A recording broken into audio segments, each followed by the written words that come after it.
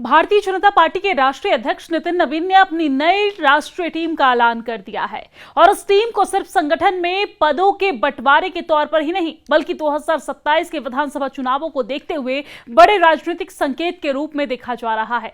खासतौर पर उत्तर प्रदेश, उत्तराखंड और हिमाचल प्रदेश, जहां पर अगले साल विधानसभा चुनाव होने हैं, वहीं हरियाणा की मौजूदगी को 2029 की तैयारी से जोड़कर देखा जा सकता है। नई टीम में उत्तर प्रदेश की कई महत्वपूर्ण जिम्मेदारियां मिली है।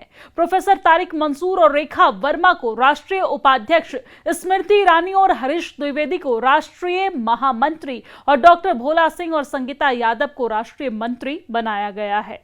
इसके अलावा अमरपाल मौर्य को ओबीसी मोर्चा और कुंवर बासित अली को अल्पसंख्यक मोर्चा की जिम्मेदारी मिली है। तो बीजेपी की नई राष्ट्रीय टीम में अलग अलग सामाजिक वर्गों और क्षेत्रों को जगह देकर पार्टी ने एक ऐसा संगठनात्मक ढांचा तैयार किया है और तैयार करने की कोशिश की है जो 2027 के चुनाव में संगठन, सामाजिक समीकरण और वोट विस्तार तीनों को साध सके। दरअसल यूपी भाजपा के लिए 2027 का चुनाव पिछली जीत को दोहराने से कहीं ज्यादा बड़ी चुनौती है।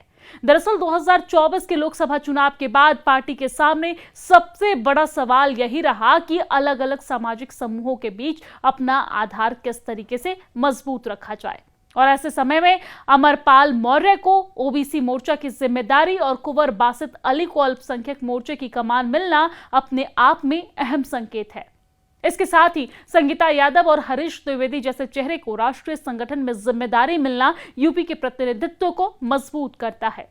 खास बात तो यह है कि नितिन नवीन ने नई टीम घोषित करने से पहले यूपी के करीब 20 सांसदों से 1-to-1 बातचीत भी की थी। रिपोर्टों के मुताबिक इन बैठकों में जातीय समीकरण और कार्यकर्ताओं के मनोबल जैसे मुद्दों पर चर्चा हुई और इससे साफ है कि 2027 की तैयारी में भाजपा ऊपर से तय रणनीति के बजाय जमीन की राजनीति नब्ज को समझने पर भी जोर दे रही है। स्मृति ईरानी को राष्ट्रीय महामंत्री बनाए जाने का यूपी के लिहाज से अलग महत्व है। दरअसल अमेठी में उनका पुराना राजनीतिक जुड़ाव रहा है और महिला वोटरों के बीच पार्टी की पहुंच बढ़ाने की रणनीति में उनका इस्तेमाल अहम हो सकता है। वहीं हरीश द्विवेदी को राष्ट्रीय महामंत्री की जिम्मेदारी मिलने से पूर्वी यूपी के संगठनात्मक अनुभव को केंद्रीय स्तर पर जगह मिली है। दोनों की भूमिका केवल दिल्ली के संगठन तक सीमित नहीं रहेगी बल्कि चुनावी राज्यों में केंद्रीय नेतृत्व की रणनीति को जमीन तक पहुंचाने में भी अहम हो सकती है। यूपी में भाजपा के लिए 2027 का चुनाव इसलिए भी अहम है क्योंकि दलित और ओबीसी वोटों को लेकर मुकाबला पहले से अधिक हुआ है। भाजपा के कमजोर होने से दलित वोटों में नए राजनीतिक समीकरण की संभावना बनी है और भाजपा, सपा समेत कई दल इस वर्ग में अपनी पकड़ बढ़ाने की कोशिश कर रहे हैं। अगर उत्तराखंड की तरफ नजर डालें तो उत्तराखंड में तस्वीर कुछ अलग है। दरअसल नई टीम में पूर्व मुख्यमंत्री तीरथ सिंह रावत को राष्ट्रीय उपाध्यक्ष बनाया गया है। इसके साथ ही महेंद्र पांडे को राष्ट्रीय कार्यालय मंत्री, अनिल बलूनी को मीडिया संयोजक और आलोक भट्ट को सोशल मीडिया सह संयोजक की जिम्मेदारी दी गई है। उत्तराखंड के लिए यह टीम खास मायने रखती है क्योंकि राज्य में 2027 का चुनाव भाजपा के लिए लगातार तीसरी बार सत्ता में लौटने की परीक्षा है। नितिन नवीन पहले ही साफ कर चुके हैं कि पार्टी उत्तराखंड में किसी दूसरे राज्य के मॉडल के बजाय धामी मॉडल पर चुनाव लड़ेगी। उन्होंने मुख्यमंत्री पुष्कर सिंह धामी के नेतृत्व में तीसरी बार सरकार बनाने का भरोसा भी जताया है और ऐसे में तीरथ सिंह रावत को राष्ट्रीय उपाध्यक्ष बनाना पुराने और अनुभवी नेतृत्व को केंद्रीय संगठन से जोड़ने की कोशिश के रूप में देखा जा सकता है। वहीं अगर दूसरी तरफ देखें तो अनिल बलूनी जैसे नेता को मीडिया की महत्वपूर्ण जिम्मेदारी मिलना उत्तराखंड से निकलने वाले राजनीतिक नैरेटिव को राष्ट्रीय स्तर पर मजबूती देने की दिशा में अहम हो सकता है।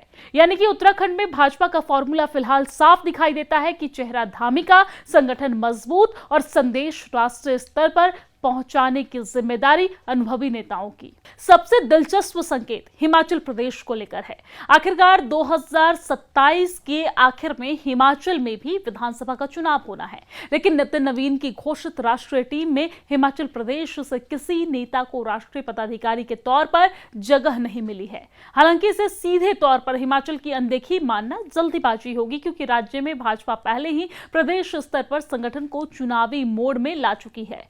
प्रदेश अध्यक्ष राजीव बिंदल के नेतृत्व में संगठन ने 2027 के लिए अपनी तैयारियां तेज की है और जुलाई में पार्टी की कोर कमेटी की बैठक में भी चुनावी रोड मैप पर चर्चा हुई है। लेकिन राष्ट्रीय टीम में हिमाचल की गैर मौजूदगी का एक दूसरा मतलब यह भी हो सकता है कि पार्टी शायद राज्य के लिए केंद्रीय संगठन में नए चेहरा तलाशने के बजाय मौजूदा प्रदेश नेतृत्व और स्थानीय चुनावी ढांचों पर ज्यादा भरोसा कर रही है।